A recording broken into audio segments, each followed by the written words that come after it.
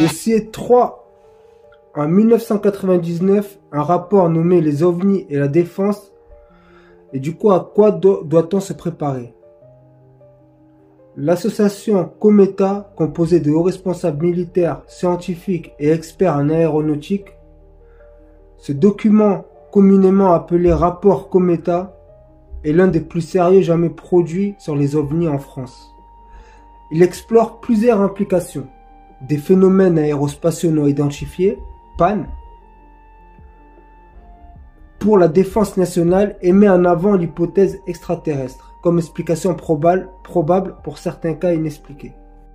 Alors, que peut-on dire sur ce rapport, le rapport Cometa? Il compile plusieurs observations d'OVNI sur plus de 60 ans. Il inclut des cas français et internationaux. Il se concentre sur des incidents soutenus par des preuves solides comme des traces au sol, des confirmations radar et des témoignages de pilotes expérimentés. Parmi les points clés dans le rapport, des études restent marquantes. Des événements comme celui de Trans en province ou les rencontres militaires et aériennes. Il y a plusieurs hypothèses qui sont prises en compte dans le dossier et les rapports Cometa. Il y a des engins secrets créés par les militaires. Ça peut être militaires américains, français, chinois. Mais c'est terrestre. Il y a aussi des hypothèses qui viennent d'autres planètes extraterrestres. Et plusieurs hypothèses privilégient pour ces phénomènes. Il y a aussi des recommandations qui nécessitent de renforcer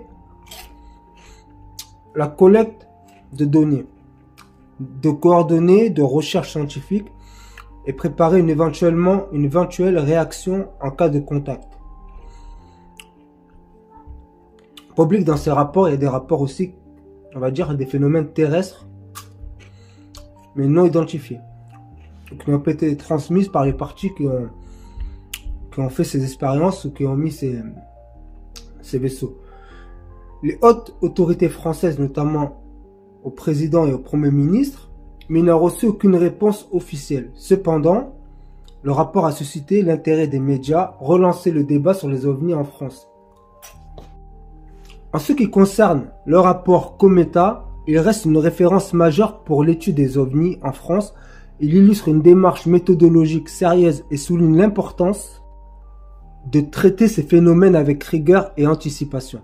Bien que le gouvernement ait souvent ignoré ces sujets, ce rapport appelle une prise de conscience sur les enjeux de défense nationale et scientifique. Ce rapport reste un document fascinant car il offre une approche sérieuse et étayée du phénomène. Ce qui distingue, c'est la crédibilité des experts impliqués et les preuves analysées. Je trouve que ce rapport est une belle initiative et heureusement qu'il ait vu le jour, notamment en France. Mais regrettable que les autorités n'aient pas donné suite, car ce rapport prouve que les ovnis ne sont pas qu'une curiosité, mais qu'ils peuvent soulever des questions stratégiques et importantes. Ce qui est vrai. Un drone qui survole Paris, un drone qui survole les États-Unis,